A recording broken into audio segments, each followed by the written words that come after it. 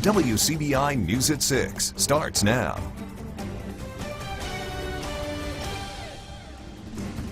Good evening, everyone. Lowndes County investigators are calling it one of the worst crime scenes they can remember. Tuesday afternoon, 3 men were shot and killed at a home on Mobile Drive in Artesia. Lowndes County Coroner Greg Merchant identifying the victims as Demario Snell, Mariko Nance, and Tyshawn Fields. All of them are from Lowndes County.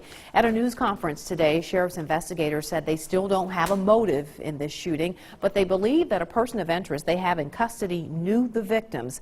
They're not releasing much information, saying they don't want to jeopardize this investigation. Especially investigation like a homicide, that you got to be very careful of what you release. And we're thinking down the road when we get into a courtroom and maybe something may have gotten out too early and hurt us in our investigation, to build a case on someone. As the investigation progresses, or if you're referring to an additional arrest of other individuals, we'll just have to see where the investigation takes us. Right now, that's what we're trying to determine through talking to people, as many people that will talk. That's why I'm strongly encouraging anybody with any information. Investigators are not identifying the person of interest. If you know anything about this case, please call Golden Triangle Crime Stoppers or the Sheriff's Department. The folks in Artesia are still shaken tonight. That's right. Word of that shooting spread very quickly yesterday, and family, friends, and neighbors all started coming to the scene shortly after it happened. Many of them are still asking tonight how this could have happened in their small community. Jory Talley is in Artesia. She joins us now live with more. Jory. Fewer than 500 people live here in Artesia, and as you can imagine, a crime of this magnitude really has this community shaken up. Some people tell me, really many people have told me today, that it's like a nightmare. Why? How? Those are the questions everyone is asking. 3 people was murdered. It seemed unreal. It seemed like a dream or something that you just gonna wake up from. I thought I was dreaming. I thought a tragedy like this would never happen in Artesia, because we're so close together as friends and family. Lowndes County investigators say 2 victims were found inside this home. A 3rd victim was in the backyard. These were some good guys. I never know either one of these guys to be in any kind of trouble. So they're some wonderful fellas. They were raised by good people, so they were good guys. And we just don't understand how could this happen? When Danielle Price heard police heading to the scene, she followed them. She says that's when she and her mother saw her cousin, 22-year-old Mauricio Nance, laying on the ground face down. She said every time she closed her eyes, she see him laying there, and she just crying. So I'm praying to God that she will soon get over this, you know, because we never had this happen in Artesia. Price says she hadn't seen him in so long until Tuesday at the crime scene. He was only here for like 45 minutes. And my cousin said he seen him walking down here. He was sitting on the porch and he just jumped up, said he was going to get a cigarette. And next thing you know, he was gone. Sonia Price is also cousins with Nance. She said he was more like a son to her. Why did he have to do this? This 3 young men that you took their life, you hurt a lot of people. A lot of people is hurted from this, including his family, because they ain't had no idea that he would do nothing like this. The mayor is asking everyone for their prayers during this tragic time. Here in about 30 minutes at this church, there will be locals gathering to pray for the victims, their families, friends, and the town. Reporting live here in Artesia, Jory Talley, WCBI News.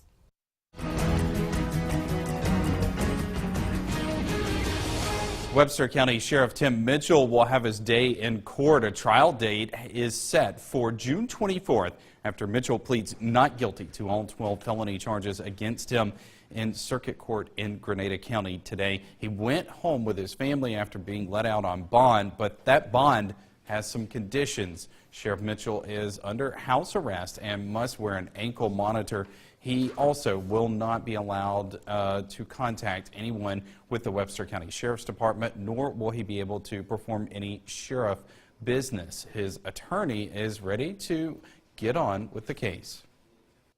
We want to get this behind us, so that's what we're looking for. I'm certain the district attorney's office feels the same way. Everybody wants a resolution of this, as long as it's fair, and we're ready to roll on it. The trial is scheduled to take place at the new Webster County Courthouse if all goes as planned.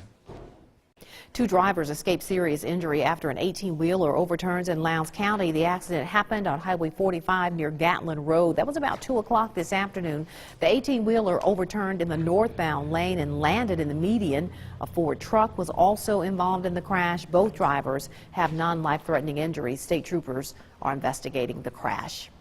Time to turn things over to Chief Meteorologist Keith Gibson to get a first look at our forecast. Hey, Keith. Hey, Andrea, a lot of sunshine today. Initially, this is our time-lapse camera from Louisville, Mississippi. Notice the clouds coming on in as we went throughout the course of the afternoon into the evening hours. And now we're overcast for some spots like Winona, Louisville, and Oxford. Other spots still clear. We got some 30s and some 40s for this evening. Some of you may actually get down into the upper 30s briefly tonight. Clouds will fill in. Tomorrow morning for the commute, do plan on some showers around here. Your full forecast is coming up. Tupelo's animal shelter is seeing a spike in pets or pets that are being surrendered. Yeah, Allie Martin tells us how the Humane Society is handling the sudden increase in dogs and puppies. Tupelo Lee Humane Society workers always have a big to-do list. And recently there's been a dramatic rise in the number of dogs brought to the shelter. In fact, one morning this week, the shelter received nearly 30 animals in a few hours. It means more work for employees who already have their hands full. The shelter's director of operations encourages people to get their pets fixed. Spay and neutering is very important for the community to make sure that they take care of their animals. That way it reduces the amount of unwanted puppies and unwanted kittens that we start seeing, usually about March, but unfortunately we're actually seeing it now. Whatever the reason for the increase in animal surrenders, it puts a strain on the staff.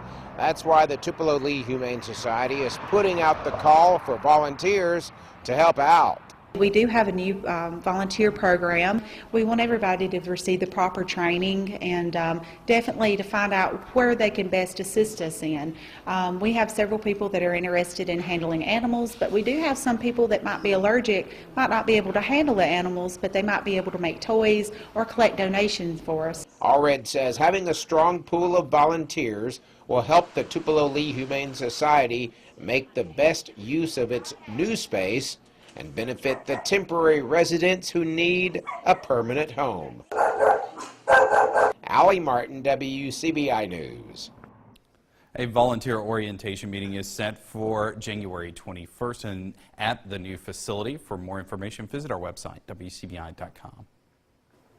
One teacher's passion for history lands her in the spotlight. Annette Glover is the WCBI Educator of the Week. She teaches history at Golden Triangle Early College High School. She doesn't consider herself, or rather her kids, students, but rather independent thinkers. She says it's her job to show these young adults how history can repeat itself and inspire them to make a change for the future. Their 9th grade year, I teach them government and economics, and I believe that because they're our future, they're future voters, they're future citizens that are going to make changes. I want them to see that the passion that they have inside can be put to use. Pajama day when we shot this story. That's why they're in their pajamas. Anyway, if you want to nominate your favorite teacher, go to our website, wcbi.com. Well, student athletes are often faced with stress on and off of the field. When we come back, we look at how one university is helping them. Stay with us. WCBI's Educator of the Week is brought to you by Food Giant, where your neighbors are the owners. Welcome back, everyone. For many college sports fans, when the game ends, sometimes the big talk begins. Social media platforms like Twitter and even Facebook can shield the identity of some users while they berate student athletes. If these social media attacks were aimed at most students, they might be considered bullying. Our Blair Schaefer looks at how universities are trying to give students the tools to cope with unnecessary roughness. And Blair joins us in the studio live with the story. Blair? Joey, not only do student athletes play on the biggest stage, but they also have a big social media platform. This can lead to shaming after games by people who more than likely know nothing about them. I think it's literally one of the biggest issues that an athlete deals with on a day-to-day basis. That being social media shaming. And I think bullying on social media is a huge thing that people see. You can get out at the end of your game and you have tweets at you, that are very negative. And if you're wondering if these tweets really affect young athletes, they do. It's embarrassing to think I'm not focusing on what I'm supposed to be doing and what I've trained my whole life to do. I'm focusing on what someone who I don't know who's hiding behind a screen is telling me what I should be doing. Caroline Kelly, a former MSU tennis player, had a cyber bully attack her during her freshman year. Someone had made a fake Tinder account, which is a dating site of me, using my headshot from the Mississippi State website, using pictures from my Instagram and my Facebook profile. The attacker used false personal information, which led to a court case that stretched into Kelly's sophomore year. MSU didn't have a sports psychologist at the time, so Kelly had no one to go to but her mom. With the stress of school plus having a sport, that's our job. I think having someone there would have easily changed the way I felt about myself and the way I felt about the situation. But now the position has been filled, and the new psychologist not only helps her athletes, but she defends them as well. I get very defensive. Even when I myself am kind of scrolling through social media platforms and something to come across my feed and there'll be degrading kind of comments. Brutus says people forget these athletes are only 18 to 21-year-olds and still human. At the end of the day, these are kids who are juggling multiple responsibilities. So no matter if there's a win or a loss, please be mindful as you start to post throughout the season because these are kids. Dr. Brutus says if fans and others continue to look at these athletes as a commodity and not as students or even as young people, it can be very detrimental to that young person down the line. Tomorrow we do have some clouds in the forecast, also some showers too, a little bit of rain out there. Highs stay in the 50s. A bigger system for your weekend. More on that after the break. Your WCBI First Alert AccuWeather forecast with Chief Meteorologist Keith Gibson.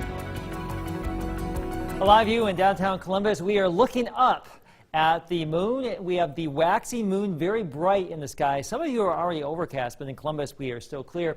We're talking about this because we have that total lunar eclipse on track for Sunday evening. The eclipse begins at 9:33, peak totality at 11:12 Sunday evening.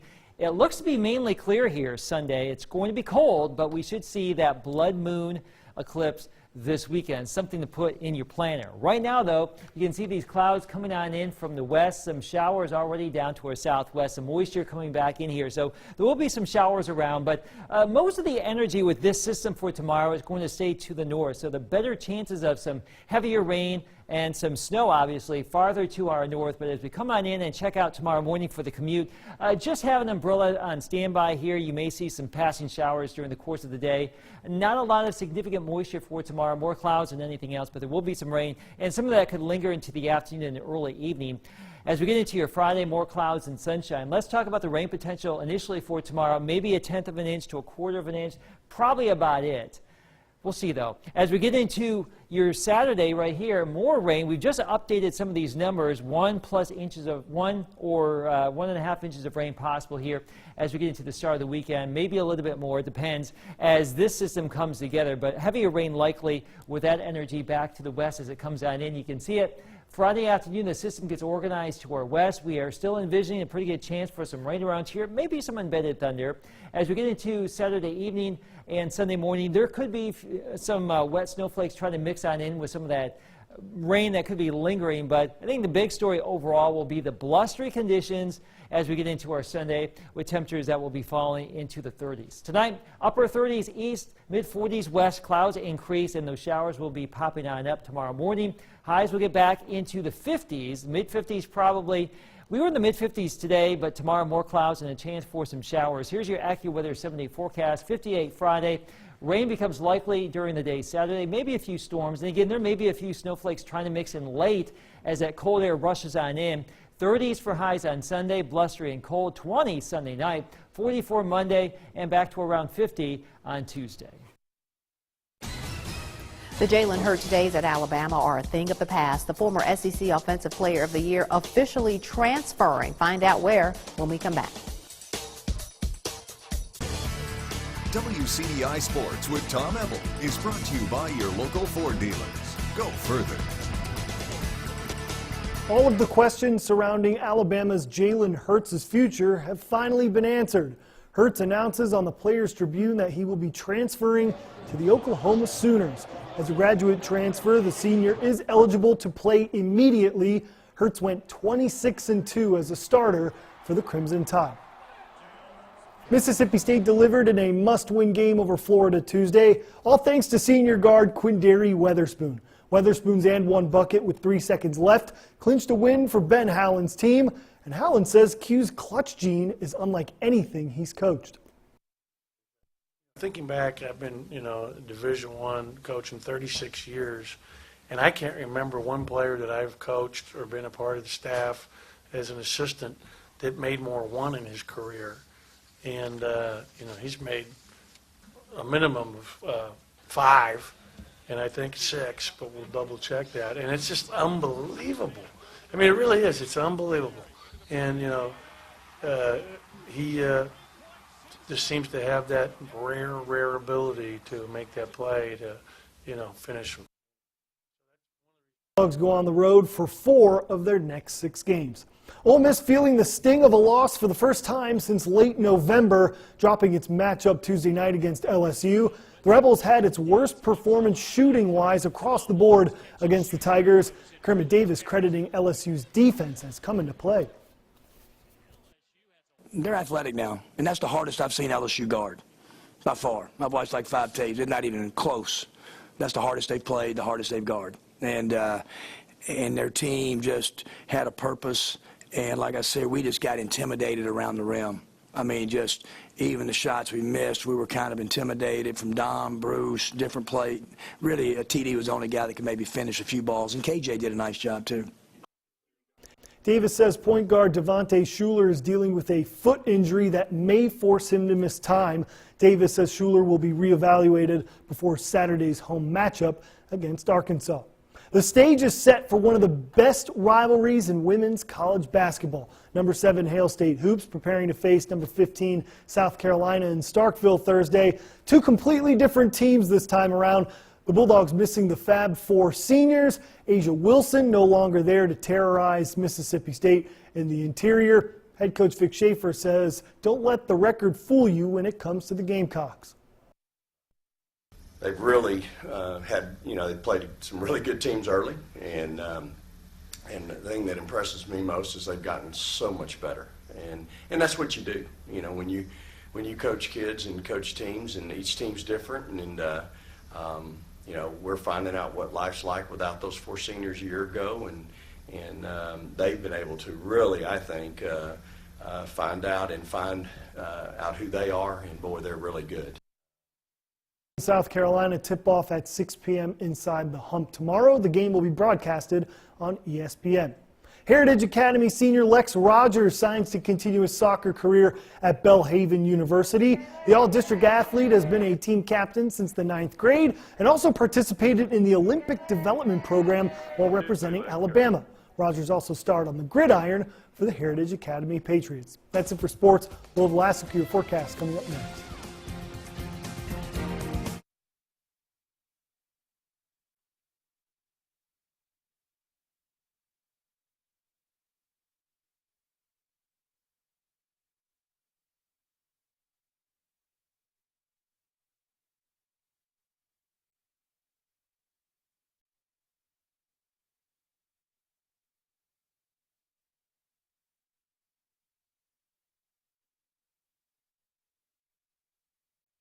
Another look at our forecast. Some showers tomorrow. We're in the 50s. We do have some heavy rain possible Saturday, and highs will be in the 60s, but falling temperatures in the evening. There could be a few snowflakes around, but at this point, no impacts foreseen. Blustery on Sunday, cold as well. Good day to sit home and watch football. Some big games on. Yeah, there's the NFC Championship game, the Saints and the Rams. Who are you pulling for? Who dat? Always. All right. Well, thanks so much for joining us, everybody. Have a good night.